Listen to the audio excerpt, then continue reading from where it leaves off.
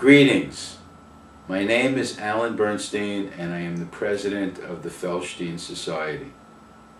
The Felshtin Society is now a group of about 250 individuals and families who are descendants of people who immigrated from Felshtin, which is a little tiny rural agricultural town a little bit west of what used to be called Proskurov and is now called Khmelnytsky, and who came to the United States in the early part of the 20th century to establish new lives for themselves. It's a really remarkable tale of transition, and what we're trying to do is collect the tales into the Felshtin story, if you will. Aside from our familial and fraternal interest in recording these stories, we also have a keen curiosity about what effects fleeing horrific conditions has on a family's ability to manage to establish itself in a new environment. The people who left Felshtin at the turn of the century did so because of persecution, a lack of educational and other human resources, but also many fled because they had to in the aftermath of the 1919 pogrom, where 600 of our ancestors were killed, slaughtered in cold blood in the streets, in their homes, in the synagogue, in the stores, wherever they were found, they were slaughtered by Petluras hoodlums and others who joined their activities. So the question is really, people fleeing those types of circumstances, how do they manage? How do they cope? What kind of strategies did they use to help them establish themselves in a new environment, in a strange world? And for them, we have to imagine, in a world full of fear and uncertainty. So beyond the surface stories, we're also interested in hearing the themes, psychological and emotional and the human themes that they are confronting as they build their lives. So today, in Allentown, Pennsylvania, on May 31st, 2016, at about 4:30 in the afternoon, we're going to hear the story of the Uberman family. Anita Goldman Uberman is a first generation born in the United States, and will tell us the story of her parents, Charlie and Sarah, and her brother, Mark and David, and how they managed to learn their way, build their lives, and establish wonderful families in the United States. So without further ado, I introduce you to Anita Uberman Goldman. Thank you. Anita, could you tell us a little bit about your family constellation and where you were born and where your family started growing? Okay. Well, as you just heard, my connection is to the Felshtin Society. It goes back, in my case, to my father, Charles Uberman, who was born in Russia and grew up in Felshtin, and I am first generation Jew, for first generation. That's no good. Can't cross that out. Okay, just start I'm again. first generation American. That's right. I just edited it. And what I remember is that my father was a true Russian. He thought he never talked about Russia in a bad way, a negative way. Although he escaped Russia, what I had heard from him very early on was that, and he never really went into detail, but he would tell me how he tried to get away from the Cossacks that had come in, and they were going to, while he was living in Felshtin, they were going to have a pogrom, he said, and he was told to run away because he was like 14 or 15, and he said they would, the Cossacks would come in and take him and make him become a soldier. So he ran away, and he came back. And that's as much as he ever told me, that he just left the village and then came back. And eventually he just decided that he'd come to America. And he said he was able to get to America because his older brother was already in America and would make arrangements for him to come. He had to sign that he would be responsible for him in the United States. Said it was his brother Abe who was instrumental in bringing him to the United States. But he never told me about, he just didn't, I'd ask him, well, how did you get here? And he said, we all came on the ship and we went to Ellis Island and we were all in steerage and it was horrible, it was bad. It was a bad trip. That's all he wanted to talk about. But I remember him being, from my childhood, I remember him, he had no trade. But it was mostly in selling fish in fish stores because he had no real trade. Until later on, when he became he became anglicized. He was beginning to really get very fluent in it, as much as he needed to be fluent to be able to read. Later on, when he became he became anglicized. He was beginning to really get very fluent in it, as much as he needed to be fluent to be able to read. He read newspapers, he read books in English, and he spoke to me in English. He spoke Yiddish, but he never spoke to me in Yiddish. He only spoke to me in English. By that time, he was, he had really gotten his roots. He became integrated into the neighborhood where we lived. He knew other Jewish people there. He had Which friends. was where, Anita? Where was this? And we did live in, we lived in the East Bronx, and I remember my early childhood. We'd move around a lot because sometimes he'd get a job and then it was finished and he didn't have he'd say, well, we have to move to another place. We need more rooms and we have to look for another place, which meant we had to look for a place that was a little less money. And I do remember we even took in a boarder because he really didn't make enough. He had no trade until, I don't know how this happened, but he started working downtown in the fur business, the area where they made fur coats and I don't know, everything to do with fur coats.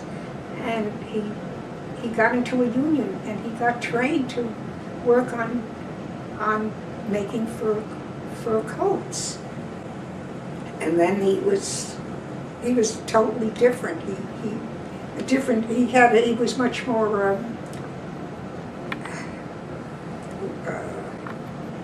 confident, and he made money. He made a living, as he always used to say. He made a living thanks to the union. So that was his big accomplishment, that he was a union member, and he was a socialist. He'd say, looking back, he called himself a socialist, but then he became a communist. So he used to go to communist meetings, and he thought that America was really not the true democracy. He was very political, and he was a true communist. He believed, that religion was the opiate of the people. He was not religious. He had grown up in a small shtetl, in Felshtin, where he did have an education, but it was a Hebrew education. He went to what's called a yeshiva, but it was where they taught children only Hebrew. He didn't, he spoke Russian because he was born there, but that's all he told me was that he was educated like a yeshiva, and he could read Hebrew fluently, but he was very,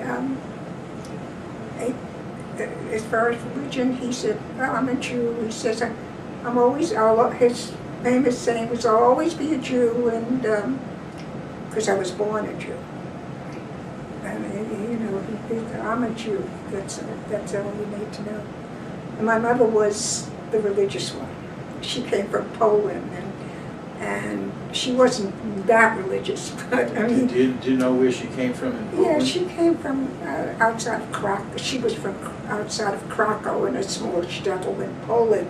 So she had to say about growing up there was that she didn't want to talk about it. She said all they had were pogroms and more pogroms, and she got here because her sister brought her over here, and said that she would take care of her financially. That's the only way you could get over as an immigrant from Europe, because they didn't want the immigrants coming here and not having any financial security, So she blotted out her. I asked her, and it was a very bad time for all of us, and she never spoke. But my father would talk a lot about how he loved Russia. He just loved being Russian, and he never really. He remembered the hardships of growing up in a shtetl, but he was more tied into the earthiness and the identity of being a Russian. He loved Russian music. He got Russian magazines sent to him over the years. For years and years and years. So he read Russian. He talked Russian. He belonged to the the Communist Party. They talked Russian. And what I remember a lot is that in those days he was really, to me, he was a communist. Didn't mean anything to me. He would take me to the meetings in the park where they all gathered together and they talk about all these Russian Jews. They were all Russian Jews, and they talk about the fact that the capitalists here, it's a capitalist country, and they believed that communism was the answer to all the problems for the working class. He was the working class, the working class, the working class. Mm-hmm. He belonged to the IWO, the International Workers' Order, and we went. Then he had me go. Then he had. What I remember a lot was that he decided. Was that the Wobblies? To the what? IWO, the Wobblies. That's what they used to be called. Yeah, right. And he had me going. It was funny. He had me and my brother go to this. They had children's classes, and we learned all Russian songs. And they also. That's where I learned Yiddish, how to read in Yiddish, because they had Yiddish there. had. It was a Yiddish place. It was, you know, a school for Jewish, Russian Jews. And children were, I was educated and I didn't learn Russian, but I learned Yiddish. But again, it was, they used to have these, they put on programs and would dance for it, these Russian dances. But it was not a religious. No, it was not. It was like a cultural. It was all cultural. Do you remember the name of it? No, I don't remember. It was so long ago. I mean, it was like when I was 8, 9, 10 years old. Was your father political in Russia before, in Felshtin? Was No. there? No, he never. Did he ever He talk became- about? He became. He ran away when he was. Must have been 19 or 20. Wasn't very 18, 19 when he ran away. He just told me he ran away finally. He got to America. And this was after the pogrom. After the program. So Yeah, what- he didn't come here until I think, well, they were married, my parents were married in 1928, I think, or 27. But he was here in 1920. He came here around the 1920s, in the early 1920s. I don't think he came here any later. So he was here a while before he met my mother through, he always said that a friend of his introduced him to my mother. That's how I knew they met. And I suppose there's a lot of arranged, you know, where people knew each other and they got married. And they were almost 30. So, I mean, my parents had me when they were both almost 30. And my father was 29 or 30. And by that time, he was very much integrated into the society. I mean, he spoke English, broken English, but he could, but he read the Times, he read, of course he read the Communist paper, the Freiheit, that was the Communist paper. I think that was the Yiddish paper. I mean, the Yiddish Communist paper. Yiddish, but it was Freiheit very communist. I remember it was, because the forward was the conservative, and it was right. Communist. So, and I know he went to he was always going to meetings, communist meetings. He didn't say communist, he used to go to the meeting. Right. Did he go to Felshtin Society meetings? Never. He never mentioned Felshtin. I never heard of it. His life was politics. He was always reading Lenin and this and I had to read, eventually he told me I should read Tolstoy and all the Russian. He really loved Russia. That was his love. Wow. And that was his religion, I think. I never heard, I mean, he was very, he was good, he was very accepting. My mother she had a life, my mother, although she was uneducated, she didn't get any education. When she came here, she couldn't read, she couldn't write. She was illiterate. And she learned to read English because my father finally said, you have to get citizenship papers. So she didn't go to, they had night school, but he would help her, and then I helped her. My mother didn't get her citizenship papers until I was 14, and then we worked with her for years. Which was when? What? Which was when were you 14? Oh, I was 14 in 1940, during the war. 44. Yeah. And that's when she finally learned a little English. I mean, she learned enough English to pass the test. I was so happy. I was, oh God, you finally know English. So now you have to read, but she didn't want to read. So, because then TV came in, and she said she could get up news from TV. She knew everything that was going on because she watched TV all the time in the late 40s. Anyway, So did she speak in the house, did she speak English or Yiddish, She only spoke mostly Yiddish to my father, but then she learned enough English because my father would talk, say you have to learn English, but she learned English. And then at some And then point, as we were growing up, all we talked was English, and I mean, I would sometimes talk to her in a little Yiddish, but she didn't want to carry on any conversations with me, only my father. They talked basically Yiddish.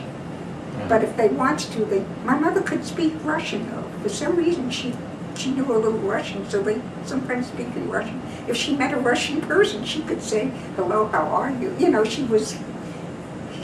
conversational Russian, she could speak. She said she learned Russian. But anyway. So you and your brothers, you didn't speak Yiddish. You spoke. I spoke English understood to one every another. because they didn't. No, they spoke English to me. My mother spoke English. My father, having learned English, wanted her to speak English. She had to know English. And my father was, you know, it was the old way of living. He came in and everything he said was the law of the house. And she told him it was that way. That's the way he believed it to be. That his wife should speak English because she's in America. You're an American now. And when she got her citizenship paper, because she learned English. And my father then, it was still hard times for him earlier on, because before he got into the Union, see, he got into the Union when I was about 10 or 11 or 12, but earlier I do remember growing up, and we didn't have a carefree life because he had no trade until he became a furrier. You know, through the Union and through his trade, as he had a trade, but until then, I remember when he would go out in the winter and shovel snow to make extra money. We were on home relief. I forget, during the Depression, I suppose. It was right after the Depression. I was a Depression baby. I was born in 1930. I had a famous reputation of being a Depression baby. They used to say, born in the Depression, you're a Depression baby. At any rate, he would take any job, and as I said, well, he always told me about working in the fish market for years, different, you know, So how was it that he finally got into the Union? What happened?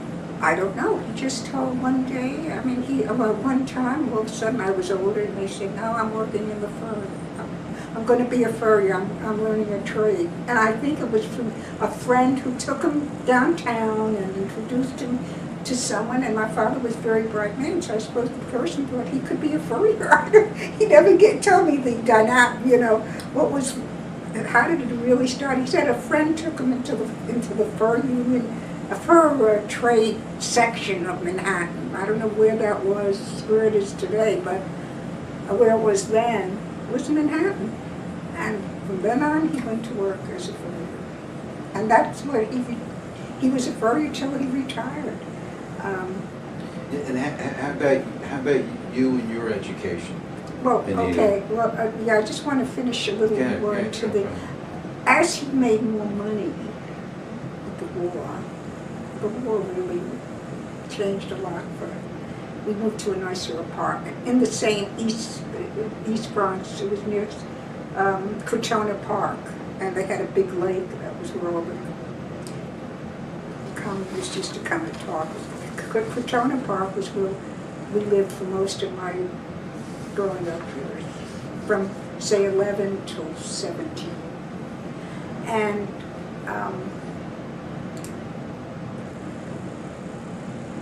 I remember loving that whole area because during the war they had, and I remember the war years, they had victory gardens, and all the children, my parents would take us over. We had a little plot, and grew little plants, and then they had activities for kids through, I don't know, they had some sort of children programs in the park. So I was always, in the summer we were in the park. I mean, I spent my summers earlier when I was younger, about 12, 13, and then My father was making good money then because he was working on, I don't know, whatever fur coats, what they were selling, the market would bear there. And the union, and he kept saying the union made sure their wages went up. So then we started going to the Catskills, but we couldn't afford to go to hotels, so we went to Kakhovka, where it was, and my father loved it because he met all these other Russian workers. I mean, they were all Russian Jewish workers who all went to Kakhovka. And it was like in a commune. It would be like a there would be a bungalow Jewish bungalow colony? It wasn't bungalows. It was this man. This is in the Catskills, and there was usually a Jewish person who owned this big house and rented rooms. I see. And every family had a room. There'll be like 6 families in one big house, and they had a few bathrooms. I can't remember, but they had a communal kitchen, and the women cooked. They had a few stoves. You made it into a little a commune. You know, later on you'd say it was a commune. The women cooked together, and we lived. I mean, we wouldn't go for the whole summer. It was big. We went for 2 or 3 weeks. You know, we couldn't afford the whole summer because it still costs money. You know, still per week it would be. Yeah. But my mother would cook on her little stove. They had all these little stoves, I remember. And then they'd have another dining room. We'd eat together. I went there from 11 till about 15 every summer for 2-3 weeks in the Catskills near Grossinger's. So at night we'd go to, when we got older, we'd sneak out and we'd tell our parents we're going to the hotel. They didn't care. When we went off to this hotel, we would get in. You know, we just, I loved it. They had a lake, we went swimming. That was heaven, you know. I mean, the Bronx, which was hot, and then, you know, you only had fans, so the apartments were very hot in the summer. So that's when he made the most, you know, he really felt like he had made it. He could send the family to look, and then they called them hackers. The taxi cab people there'd be these big taxis. I never saw as big a taxi as those. I don't know. They were like checker cars. But the big ones, you know. And they'd pile up. Oh, that's clothes. That's all we had to take because they provided the linens out there. But my mother had to wash everything that flew up. Anyway, and then they pile it. We'd all pile into the hacker. I mean, whatever. And then 3 hours later, we'd be at our commune or whatever, big house, and we go to our room. But we never stayed inside. There was a big porch. And, you know, daytime everyone was out. The kids were out and the men were in New York working. Of course, they never, you know, of course. So he would come up every weekend. But I don't think he came with a hacker. I think he came by bus. I don't know how he got here, but he would come up on a Friday night and leave Sunday morning. Sunday afternoon. But how long did it take him? You know, for an hour and a half. You take a bus. But anyway, and that was very pleasant. That was when it was fun, you know. So much fun. And then we went to Coney Island. You know, when we weren't there, we schlepp. My mother would call schlepp. But we'd go on the bus, on the train, on the bus to the ocean, the beach in the Bronx. What's that called? Orchard Beach. Ocean, yeah, whatever. Orchard Beach. Yeah, Orchard Beach, right, Orchard. I haven't thought about that. But then we went to Rockaway a lot because an aunt, a rich aunt, she had a house in Rockaway. She was from the West. So my father gave me this education in the Jews, the rich and the poor. And we classified ourselves as poor for a long time. Even when he made money, he didn't he was a worker. But, you not know. Management. In those days, yeah, not no. And my aunt Sophie, on my mother's side, her husband, he had another wife. He was a pants maker. It's like, I felt bad because I never pushed him. See, but my father was did you ever meet him? Of course I mean, I you did. met him Uncle a lot of Charlie. times. You knew him, of Uncle course. Charlie. I mean, I was going to Uncle Charlie and I was Sarah. going to ask you Do you remember him? Because Of course, you met no. him. We used to go to the Catskills to visit when Uncle Abe and Aunt Rosa would have their bungalow, and we'd come there, and a few times we came. But anyway, he wasn't Uncle Abe. He wasn't the soft-spoken. He was the opposite of his brother, and he kept himself away. You know, in a way, that whole political thing came out of his life experience earlier, I think. I mean, he was obsessed with Trotsky and Lenin. And I grew up wanting to learn Russian just to and you know, if he would take me to these meetings, he was very proud that I was with him. Like I don't know. He wanted me to come. He never took Mark though. I don't know what Mark did, but he never took Mark, he took me. So I was privy to all this political I mean, it was really education. I didn't put it all together, but I knew they were like, I don't know, they were unto themselves, these communists. I mean, you know what happened to the Communist Party, but then later, after 48, after the McCarthy area, he didn't talk about it. Well, you know, one of the things that we know is that a lot of the pogroms were somehow focused on the idea that the Jews were in league with the communists, and that the nationalist Ukrainians and the Bolsheviks, were all opposed to that, and therefore that's why I asked you about whether you thought your father had any connection to the communist government in the Ukraine. No, he wasn't. I think he was too young then. He didn't come here till 19 or 20, but he lived. It was here that he became. So he must have brought it all with him, though. I mean, this feeling, whatever. The whole Communist Manifesto. He must have picked it up, but he didn't belong to anything political. All he told me was that he ran away from the shtetl. When you said he ran away from the shtetl and then he came back. He came back. Well, he said they used to come in the middle of the night. Well, they didn't know when they were coming, the Cossacks, or whoever they hired, the soldiers. Petluris. Yeah, to come in.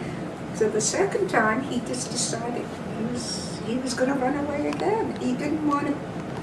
He said, they take me into the army. That's what they would take these Jewish kids if they didn't kill them. I mean, they were that young that they could train them to go out and fight and be killed. That's what he told me. But he ran away twice. And it's interesting, unfortunately, he told a friend of mine a little more, but about the same thing, but he didn't get into what it was like living. He just said living in the shtetl was the worst period of his life. He hated it. But he did go he went through the yeshiva there, and he went through, his father said you had to go, you were Jewish. But after that, he totally turned his back on religion, on Jewish religion. Was he there? He escaped the pogrom but his father and his brother were killed there, right? Well, that would have been Uncle Abe's father and mother too. Father and brother. They didn't come here, did they? No, they were killed. I believe they were killed. They were killed? Yeah, they were Maybe killed. he saw them killed. Maybe he didn't talk about that. But no, he never told. You see, there was so much that he left out. And yet at that point, I was too young to even want. Somewhere I got the feeling without him telling me that it wasn't for me to know. You know what I mean? A little kid, and my father is telling me, but he goes, this is as much as he would tell me when he ran away. And then what about your sister? His sister, I'm sorry, Aunt Rosie. Oh, I don't know when she came. She didn't come with him, or she came before him, or Maybe she came with him. And she must have come with him. Yeah, she came. She was the youngest. She came with him. She and him, and I don't know who else. Uncle Abe came first. Yeah, well, Uncle Abe came first with Aunt Rose. They came here. They came in like 1913. They came really early. They came early. They came before they were already here and established pretty much before the I didn't think pogrom. they came that early. They did, yeah. So my father came after me. Yeah, because Millie, my Aunt Millie, their oldest daughter, Yeah. was born here.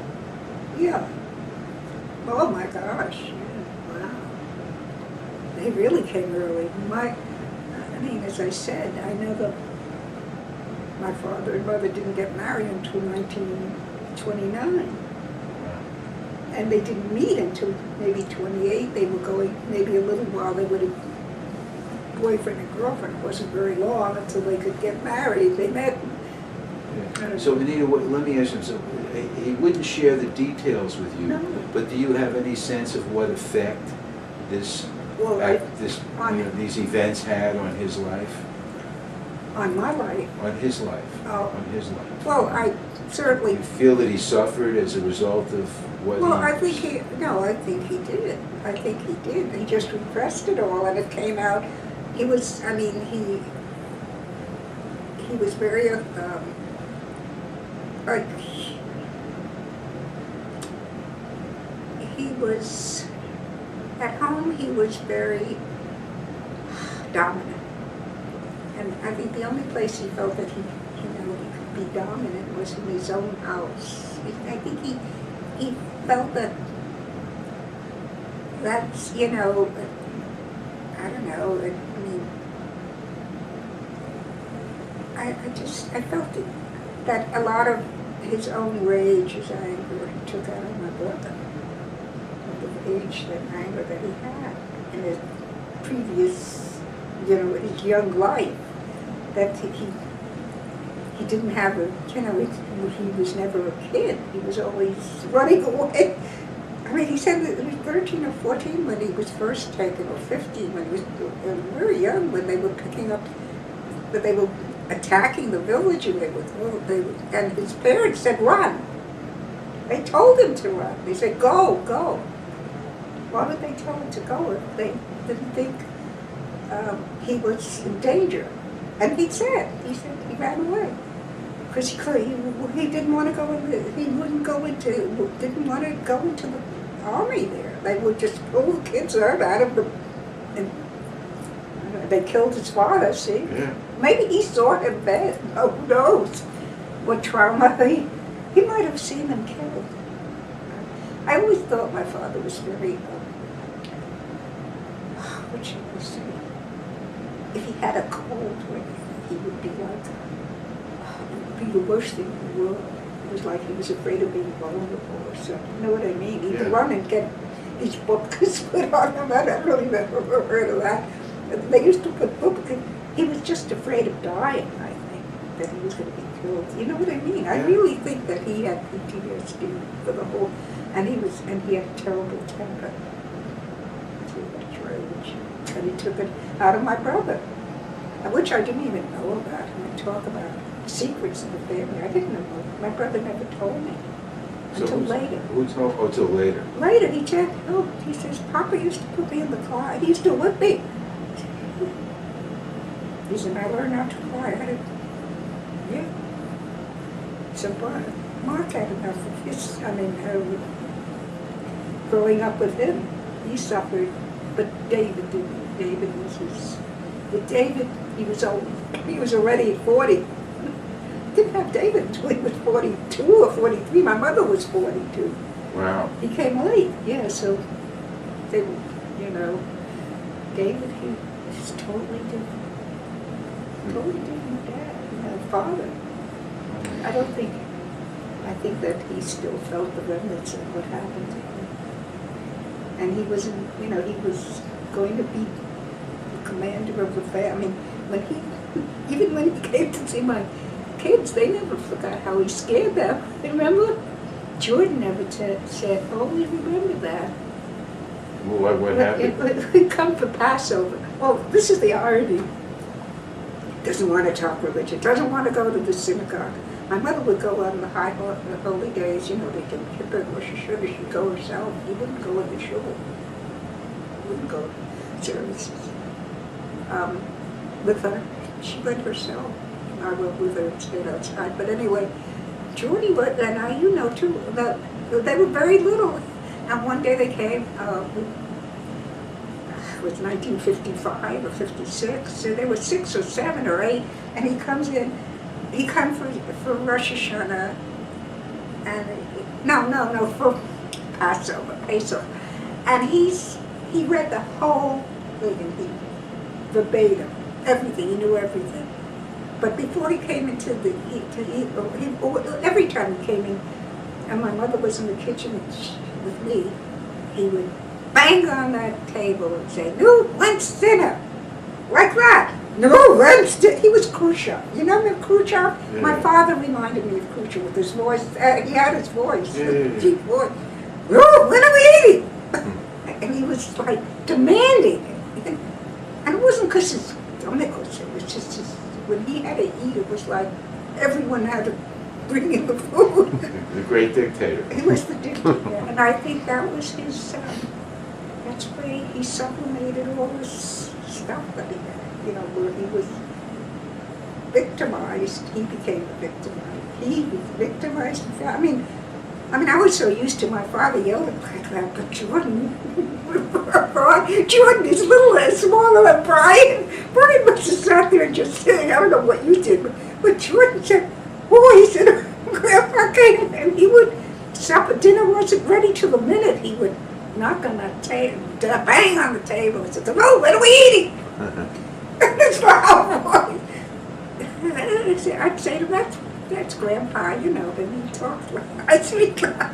But to me, I grew up with, if he came in the house and dinner wasn't on the table, it was like, when I was growing up, it was the same way. I mean, you know, his family was where he had this power or whatever. Being a communist, they all screamed. I always remember them screaming. They didn't talk, these men in the park, they screamed, you know. They got angry or whatever, but, you know, they were talking about it. Anita, tell us a little bit. So tell us a little bit about your education. I wanted to tell you a little bit. You went to the public school. No, you went to the yeshiva, I'll go back to that part. No, the only education I had that was Jewish was Yiddish. You were telling us a little bit. We didn't go. I didn't get any religious education, but when you putting it on. Should I just go into It's on, yes, it is. Okay. I remember growing up in the East Bronx, was off Backgate Avenue. That was what I remember when I was youngest. I was in public school, and we had an apartment. Usually apartment houses near the school. My mother would walk me to school. But I do remember public school being a place where I was given a lot of freedom. The teachers were very, very, at that time, I remember the teachers were very interested in sparking our intellect. They would take us on little trips to the Bronx Park and places that I didn't go because my parents were really, they were just homebodies. They stayed home most of the time, and we didn't have that many relatives that we saw very often. So public school was a good place for me because we went to museums, we went to park, they'd take us on trips, and after I got through with public school, I do remember junior high school was even better. I had a lot of friends in school, and my father was getting into having a job that was giving him a better income. A better income.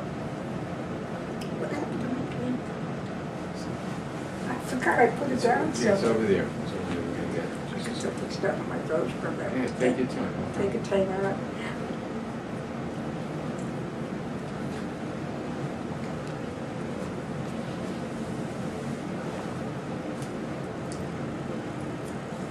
But where was I? I was talking about junior high school. Junior high school. And we moved over a little further west of where we had been living, though. At that time, we moved into a section that was just beginning to get integrated with black people. I had never had any experience with until then. But in school, we were mixed in classes, and I began to have black friends. My parents were very, when I told them, they, especially my mother, she said, no, you mustn't play with them. She had this thing that she was prejudiced. She was, I think she was out of her own fear, that she had a lot of anxiety. She was always, didn't trust people, was not really social outside of her relative, the family, one or two neighbors. So I had a good relationship with my, with the kids in school, but I never was able to bring them home.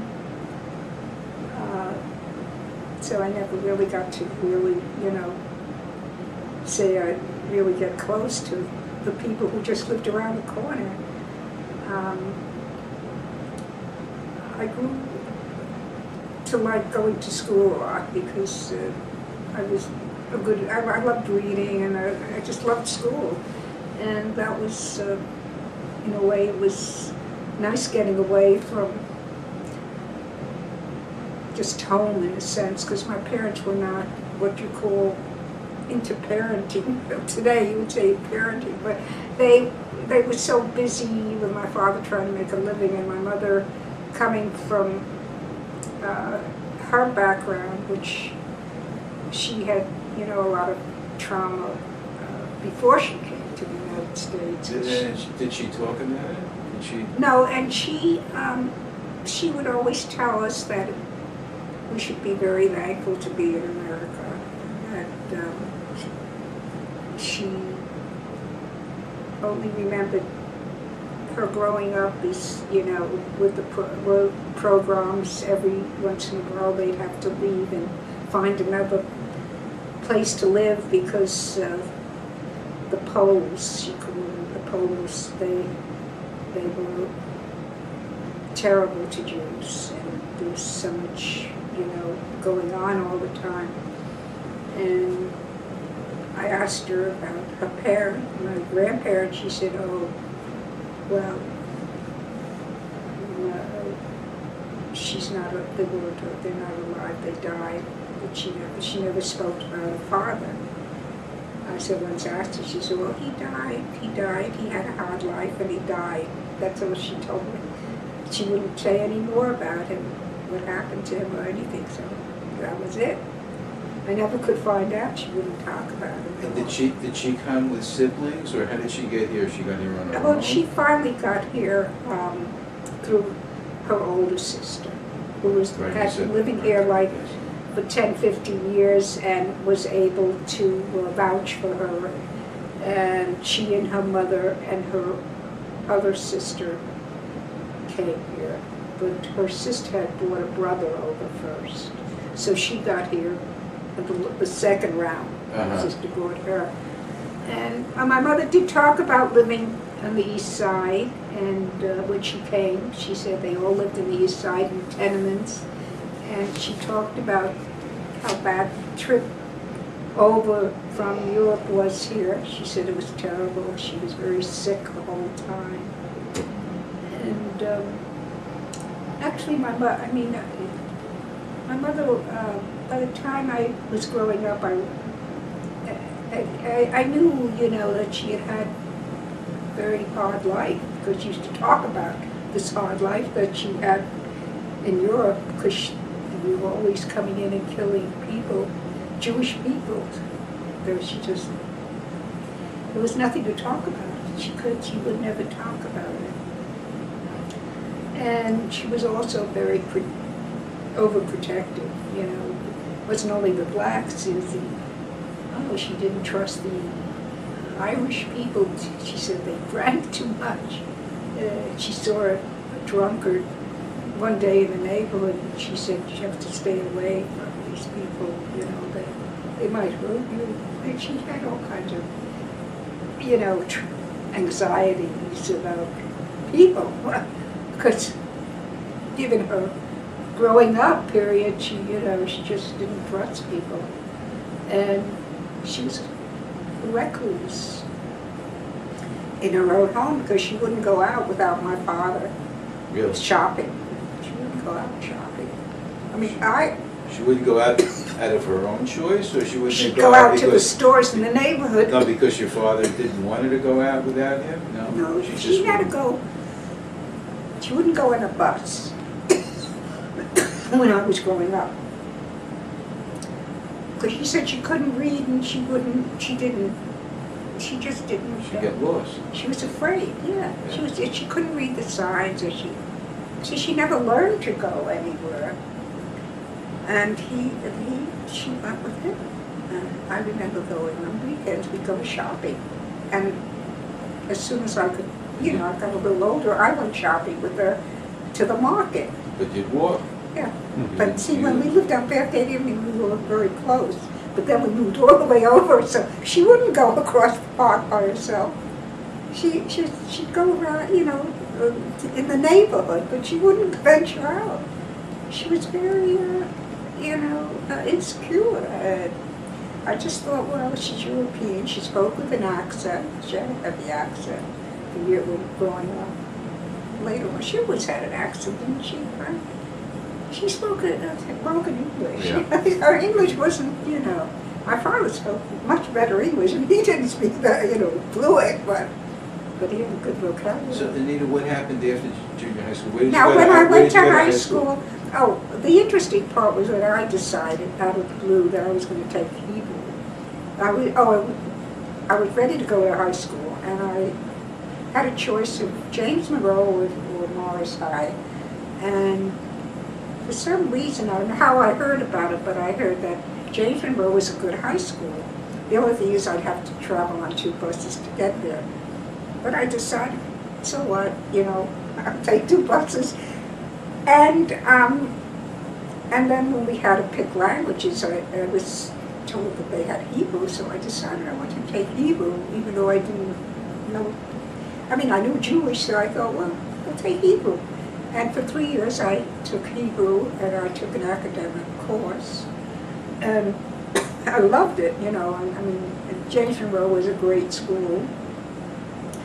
And I was an adolescent and had friends, and there I had a lot of friends who were black, and I became very close to them. At that point, I used to go see one friend who was a black friend that I had, and she lived near the school in James Monroe. I'd step over there at her house and got to know her family. I wouldn't tell my mother about it, but my mother didn't ask me too much about my friends once I was in high school. She knew the friends I had in the neighborhood, that I'd grown up with, because I had many friends that lived around my neighborhood. But for the most part, I decided that I wanted to go on with school, and I got into City College when I graduated from the James, because they'd taken academic. So I went to City College, but of course I couldn't. I graduated, and then I in the summertime they had in high school you could take commercial courses as elective, if you even though you were academic, you could take some. I took a few years of shorthand, typing. So I got a job right out of school working for some lawyers' offices in the neighborhood. So you didn't go to CCNY? No, I went to CCNY at night because I couldn't. My parents couldn't. My parents said, "You graduate, you have to go to work." So I decided I could go at night, and I got in, and I took night courses. They had an evening's program, students who could had to work, and so it was very slow. But I used to go 3 nights a week, and that went on. I was working for an attorney. I worked for about 3 years, and then I worked for a researcher in Manhattan who was doing research. I got the job through City College. They had a placement there for summer jobs, and that was interesting. And then I met my husband when I was 19. I met him. We went to a resort in Connecticut and met my husband, and he was from Rhode Island. That was the clincher, or the fact that I met him, we fell in love, and we decided we wanted to get married. And he already was a teacher in Rhode Island. He'd been teaching for 4 or 5 years. He was older than me. So we decided we'd get married, and I moved to Rhode Island. That's what I did. So you didn't graduate? So I had 1 more year, so I didn't graduate. But at that point, I was more interested in getting married. I mean, I fell in love with this young man, this man that I just loved. I just felt so. And he said he couldn't find a job in New York, and because he was already a teacher. And I thought, well, to me, it was. I mean, I just didn't get married. I went out there to Rhode Island and met his family a few times, and then I came back to New York. I mean, I was still living with my parents' home, and I said, I'm getting married. And I said, if you can't make me a wedding, then we'll just get married. And my father says, well, if you want to get married, you have to wait for a year because I don't have the money. I said, okay, I don't have the money to get together to make you a wedding. So then my husband's mother said, well, you don't have to wait. I'll make you the wedding if you want to get married in Rhode Island. So I said, oh, that's fine. I told my parents, I said, that's fine. They'll go out to Rhode Island. They were pleased to go out because my father didn't have any money. He couldn't save any money, and he was always a little behind, even when he was making money, because he spent it on other things, books and this and that, whatever. Communism, whatever it was. So I got married when I was 20, a year later. I got engaged and I got married. And I lived in Rhode Island. And my husband, by that time, he'd been working for, he was head of an English department in a small school in Little Compton. There was a high school, and I lived there. Brian was born in Rhode Island. He was born in, they had a home in at the beach there. What was it? Narragansett Beach, and right off, where Narragansett. And they had bought a home there, a pretty big home. And so we were living in Fall River when I became pregnant and I got married. And then in the summertime, we'd go to their house because my husband was off from teaching. Then he decided he didn't want to teach anymore. He'd been teaching 6 years and he wanted to do writing and editorial work. And that's how we came to Allentown. He got a job with Rodale, and that was it. And we've been here ever since. So it was. So what year was that? I got married in 50. So 56, you came to Allentown? And I came to Allentown in 53. Well, you were a year or two before we came here, so it was 53. 2. or close to 53, yeah. We were here in 53. We took an apartment first, and, you know, that was it. And eventually we bought a home. So we lived here for we lived a few places, then we bought a home. And he was with organic gardening until he had a stroke.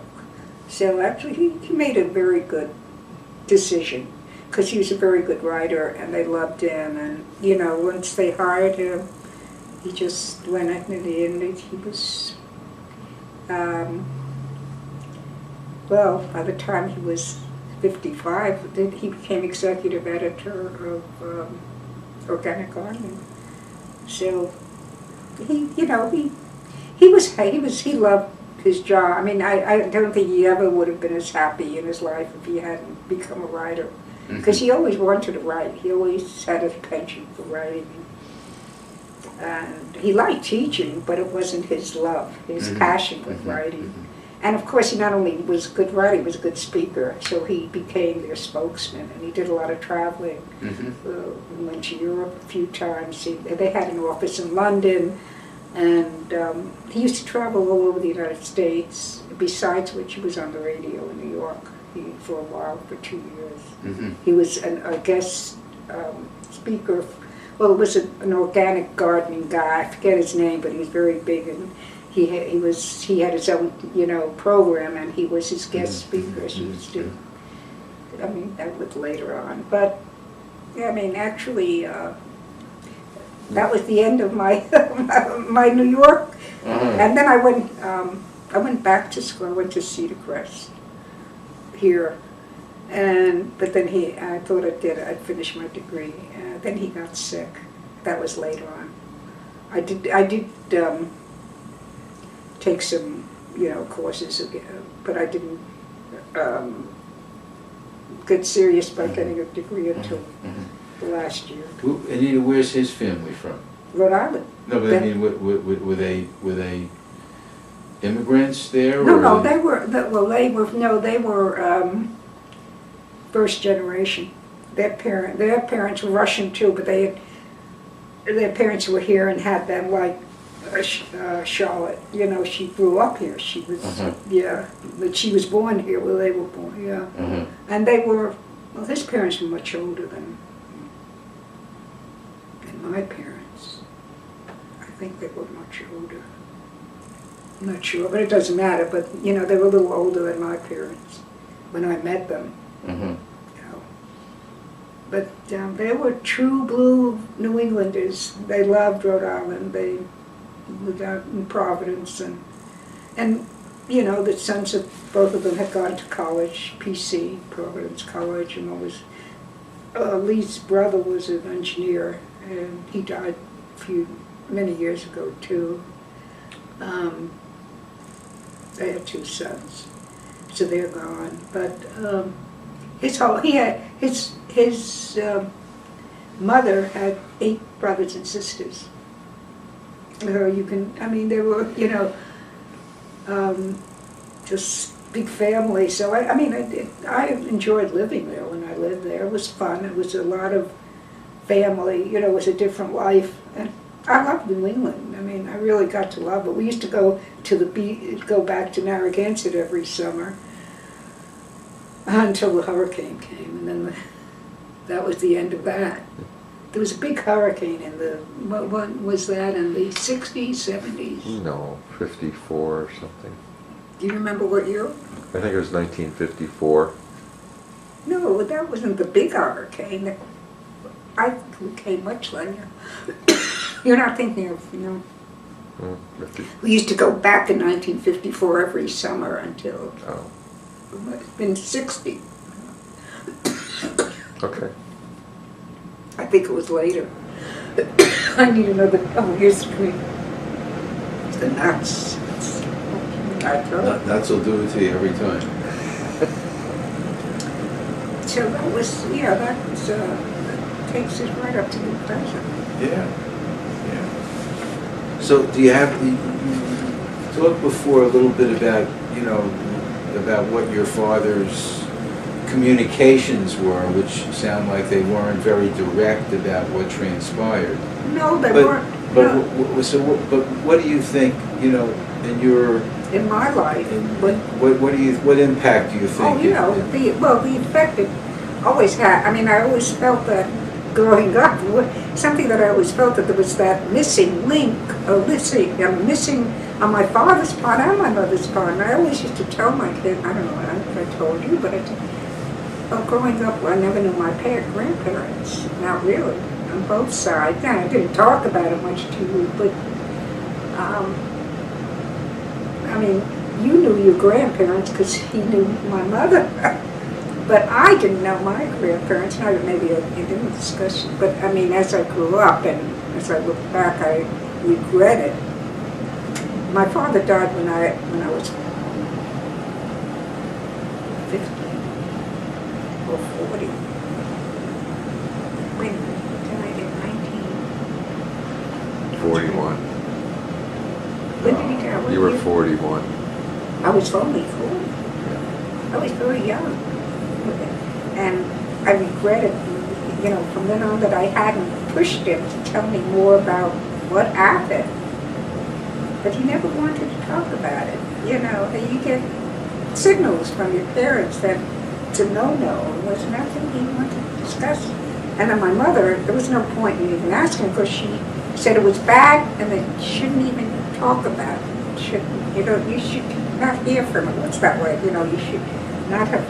There's a Jewish saying, it shouldn't be, you know, I forget what the saying is, but there is a Jewish saying, it's over and you don't talk about it. You shouldn't mention it. It was like a no-no. So I always read it. I always wanted to know, what were my grandparents, you know? It would have been not good to know them. I had no idea.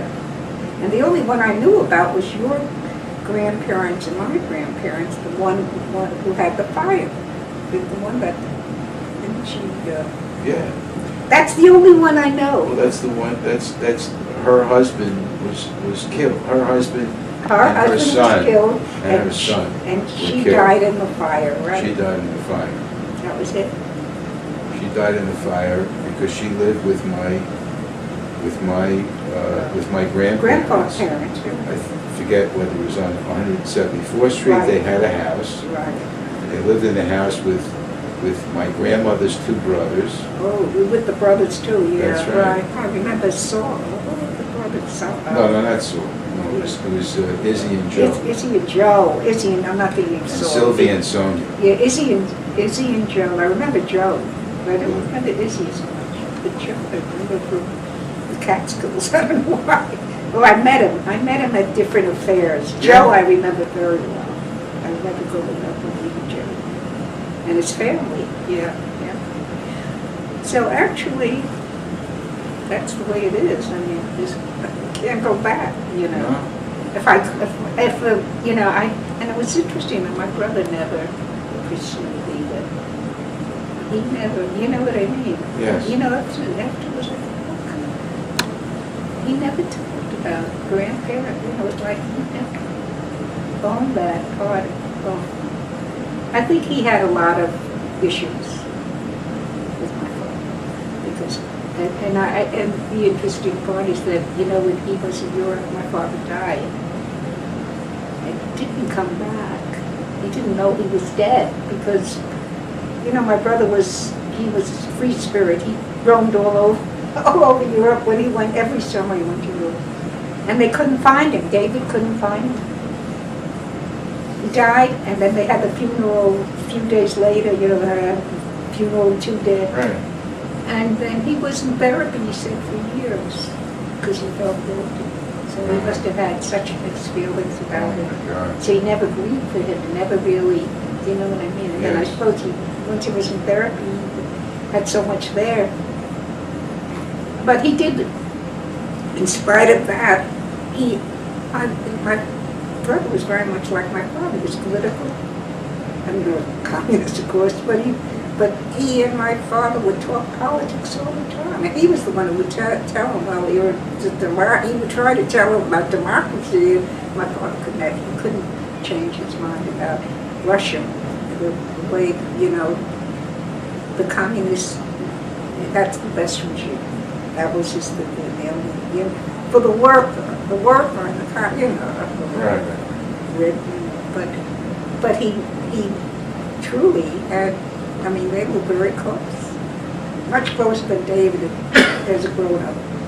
And I think he had a lot of issues growing up. And the rabbi with other, and the irony is that he fell in love with someone whose parents were all grandees and rabbis, and the woman he fell in love with, in other words, he wasn't a kid and neither was she, but her parents didn't accept him because he wasn't religious enough. They wouldn't accept He always said he was an agnostic, but he loved being Jewish. He always said, I'm a Jew and I'm a Gnostic. You're talking about But Mark. our parents, You're talking about Mark. Mark, the woman had the Indian neighbor. Her parents were this real religious family, and they didn't accept him. Really? Yep. And so they went on for years and finally they broke up. But she drew, I remember that. Yeah, there was, and he never looked to get married again. But he was truly in love with his wife. He loved his woman. I knew her. We used to go out together for years. And she married a psychiatrist from Mount Sinai after that, years later. She still wanted to be friends with him, but he cut it off. And the psychiatrist committed suicide. So she never had a good life. It's karma, isn't it? That's her life. They were together for years and years. But her parents really controlled her in such a way that she just gave into it. That's the way. She wanted him to change. That's also the way it used to be. Yeah, that's right. That's the same, and with her parents, and she wanted Mark to change and be. If he would become religious, the celebration, the only thing we celebrated. I told you about the bar mitzvahs and celebrations. We didn't celebrate any holidays in our house. I didn't even. Even birthdays weren't celebrated. My mother would make a chocolate cake, put icing on it. We never got presents on a birthday. It was never. Really? They didn't take us. They didn't know how to be American. They didn't get in. I learned it from my friends what was going on. I wanted to go out. I'd go to their parties, but they didn't. Okay, they wouldn't invite anyone in. See, she never had people in. She wouldn't invite my friends in. I went to their house. She never had them in. She said, "Oh, you can go play." My friends' mothers loved me. They were, I had extended family outside of my own family because my brother the same way. He never had friends in the house. That wasn't done. My father read his papers and his books, and my mother cooked and cleaned. The division of labor. She had to cook, and he had to bring home the. It was very, very cut and dry. So as I said, my life was outside. And my brother was the same way. He played stickball, that. He was always outside, and he was always rebelling. He was probably running away from the same thing. I found friends and made my own little, social life, but I never invited friends over because I knew that wasn't something she wouldn't know how. She wouldn't. Family she could socialize. She was so insecure, but I just put it up to she's a little strange.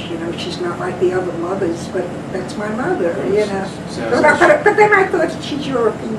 See, I put it all to her being from Europe. They said, that's the way European. And then I'd meet other of her friends. They were all the same.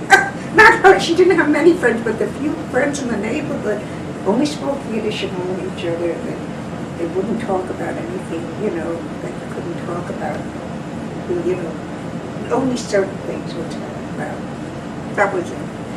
And she never, she had one good friend to the day she died was her one friend from Europe who they met after they had been in the States. They met each other in the Lower East Side, and this friend was like her best friend and like her sister, because they had grown up together in that little shtetl in Poland, you know, in the ghetto. But I mean, So they understood each other. in a they way that they had a was bond. Probably impossible. Right to the end. Here's the one who found her an apartment after my father died, 2 floors up, right near where you used to live, on On Wallace Avenue. Wallace Avenue. That's where they lived. In that one room, and my brother came to see her and took care of her bills. Once a month he came to see her. Never. Oh, when she had an emergency, she got older, she had a lot of emergencies. But if she didn't have Jenny, she probably. I mean, I brought her to Allentown, and she couldn't stand it. She said, "I can't live here; it's too quiet." She could not live here. She needed New York City because the people outside, you know, she sat in front of the building and had a few neighbors and had Jenny. And luckily Jenny found her an apartment.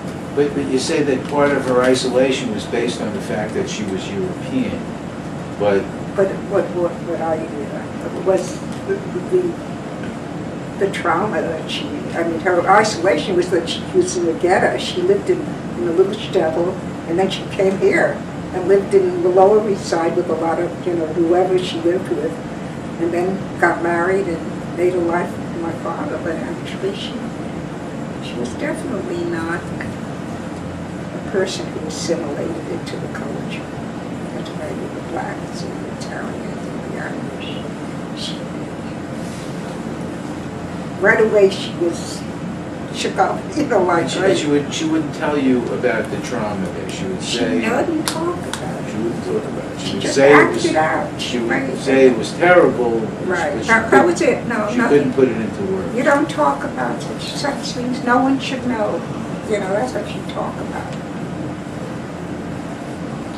They only wanted to kill the Jews. They came after, you know, she had some deep-seated, and she did have, you know, later on in life, she did have, after my father died, she was on tranquilizers, and, you know, that was big. That must have been a great But loss. it was, yeah, but she grew to be more independent through it.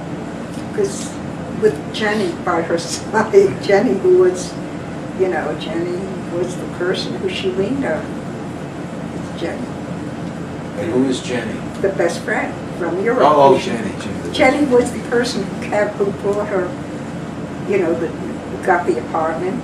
She moved in right in the house, and she used to go upstairs, but she didn't like Jenny because Jenny was too religious to have coffee. She was a fanatic, you know, like with the religion. And she wouldn't, she'd have a cup of tea, but she wouldn't eat anything more because my mother wasn't kosher enough. My mother was kosher and 2 sets of dishes, but it wasn't enough for Jenny. Wasn't enough for Jenny. But she would go up to Jenny, but she'd have a cup of tea. And Jenny was a strong person. She was her rock. She needed her. I mean, I knew she couldn't live by herself. She never remarried. Oh, that would, my mother was, as I said, a recluse in a sense. She really kept to herself except for going downstairs. And when I came, I'd take her to Bronx Park, you know, right on the street. And every night we'd go there, but she wouldn't go herself. She wouldn't go. She'd go, Lydic Avenue she'd go, because she knew every store. And she knew that you know, but she wouldn't go outside Hvardiyske Avenue. She wouldn't go to the bank. My brother would go to the bank with her. He used to come once a month. He'd go to the bank and tell, you know, but she never, you know, really was able to take care of herself. She couldn't read. After she learned to read, she'd stop reading. That was another block. Instead of learning more, but she learned more from TV than anyone I've ever encountered. She used to tell me things that I had forgotten about that she had seen. She watched TV she knew about the she called, she hated Nixon, and she called him a Spaniak. It's a Jewish word for a real bad earthy person, whatever. She really, my brother used to say, Mama, how come you know everything? You don't read a paper. She said, I watch TV and I watch every station. But she never read. She couldn't see she couldn't read a street sign. But I think it was a little trauma from her early childhood. I think, she had a terrible. My father had it bad, she had it worse. It'd be very interesting to see. And they both got together. To see if there's a story from her town. Yeah. We know what the story is from Felshtin. Right. It would be interesting to see the story. I don't even know what the name of the town is, because everyone's dead in the family. I have no way of knowing. There's nobody left in her family? And not only that, she had no siblings? she wasn't close to her family. Because they were assimilated and she wasn't, She spoke a broken English. We used to go to my Aunt Sophie, who was so assimilated, she listened to the opera. She came when Aunt Rose came, so imagine that. She's speaking English and my mother's kid hardly speak. And couldn't read. There was that, that disconnect between her and the family. And that's the only sister she had. But interestingly, before the pogrom and after the pogrom. Right. Well, before. Because her sister Sophie must have come before the pogroms. Oh, right. And she experienced the pogroms. So look at the difference. That's right. My mother. I mean, not that there isn't Aunt Sophie was here. Individual differences between them. I don't think my Aunt Sophie experienced what she experienced. She was much younger than her. So, I didn't think my family was so different because a lot of the people on Franklin Avenue spoke broken English and couldn't speak English. The parents, they were all immigrant.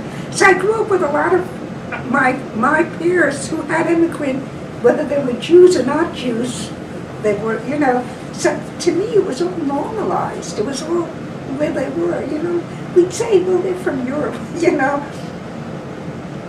But my mother was about, I would say the most isolated person. My friends' mothers, they could not good, but they read enough. They went out, they went to Alexander's. My mother, Alexander's, she never got to Alexander's. She never went without my father. We had to buy a bed, but she had to wait. We'd go together, any little thing, we'd have to go with Papa. Papa had to be there, Papa had to be. So to me, that was normal. Until, I realized later on. And we took my father to see Fiddler on the Roof. He thought that was I never saw him as happy as when he saw Fiddler on the Roof. But of course, he related to the whole thing. That was him. That was his family. He was, because Mark, had arranged it, and we were all together, and he cried. He just cried. Oh, God, he had such tears. My mother didn't say a word. Really? She loved it, but she didn't say a word. And he cried? Did he say why he was crying? Did he discuss it? He said, it makes me remember what I came from. That's it. What I came from, what I ran away from. He really had a catharsis with that, He really had a catharsis. I never saw if you would have seen him, he was a different person. It opened it up, That was, so we were very happy Fiddler on the Roof came to me, But he would, he would like other things. He loved movies, and my mother loved movies. The one thing she did do, she liked going to the movies. So you must have done the same. The movies, Saturday afternoon. Sure. All the kids growing up would go to the movie. And so when I got a little older, she started to go to the movies. She loved the romantic, anything that was, you know, in those days, you know, Sonia Henny. Clark To her it was Gable. like, yeah, you know, she loved them. That was her one escape with the movies. But that's why she liked television, because she could see these, you know, they had a lot of music and, you know, funny programs. She didn't understand the humor, but she'd watch Little Girl, but she got a kick out of, you know. But it was the movies that she had her little, you know, she was a homebody, quote unquote, the homebody of all. But to me, it was normal. I didn't know from, you know, But it didn't sound like it affected you. You got out. You had well, friends. I got out. I did what my brother did. I went out. That's what I'm saying. You got out. You Yeah, were able to get out. Yeah. You were able to navigate the social world. Right. But with then your- again, growing up, I saw the way other families did things together, and I didn't. I mean, the only thing I loved was going to the Catskills so much. Going to, my father would take us down to Central Park, because they had big concerts there, a lot of them, different musical concerts, and that was wonderful. He would take us, you know, in the summer only. And I'd go to Jonah Park and see people all the time. My mother wouldn't. She would stay home in the evenings. I'll stay home. So we would, you know, parks were always full of people. And then she'd go out in the afternoons, but you know, on a Sunday afternoon, but not if we wanted to go for something in the evening. Or bring me home an ice cream, you know. She preferred to be in her own little house, in her apartment. Yeah, but thank God she found a place, you know, to live after my father died near this friend. And for my sake, I used to go in once a month just to be with her, you know. Not early when the kids were little, but as she got older, because I knew that, you know, I needed to go in, you know what I mean? She was the last 15, 20 years before she went into the nursing home from the unit. Yeah, I forget what they call it now. It's a nursing home that's unionized. They got the union set up Right, for, right. and she was okay there because it was all Jewish, you know, Jews. But until then, I would go in once a month and stay every weekend, you know, stay every weekend. Well, Anita, you've done a great job of Oh, yeah. telling Well, us you're going to the have to edit half of it.